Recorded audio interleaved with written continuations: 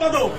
আজকে 14 বছর যে বুকে ব্যথা নিয়ে বেড়াচ্ছে আমার ভাইকে খুনি, সিরিয়াল খুনি শেখ হাসিনা জেলখানায় ঢুকে নিজ হাতে জবাই করে হত্যা করেছিল। সেই কথা বলতে পারিনি, আমার ভাইয়ের নাম উচ্চারণ করতে পারিনি। প্রেস ক্লাবকে সহ মুখে চোখে কালো কাপড় বেঁধে দেওয়া হয়েছিল। আজকে আপনারা সেই সুযোগ এনে দিয়েছেন, সেই জন্য আজকে আমি এই কথা বলতে চাই যে আমার ভাইয়ের বিচার, আমার ভাইয়ের হত্যার বিচার চাই। শেখ হাসিনাকে ধরে এনে জন আদালতে ফাঁসির মাধ্যমে এই হত্যার বিচার করতে হবে।